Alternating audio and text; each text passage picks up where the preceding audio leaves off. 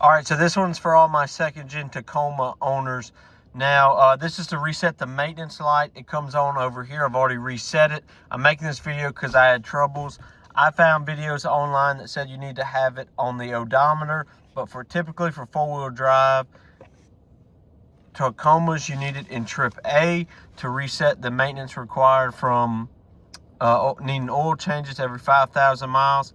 So that's with the key in the on position. You're going to turn this off.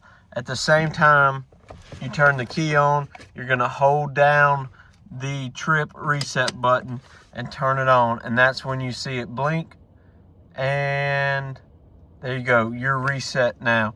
Now, what videos online said to do, other videos it said to leave it on the odometer, turn it off, press it down and turn it back on. But as you can see, that doesn't work. You need to make sure it's on trip A when you do it. Thanks for watching.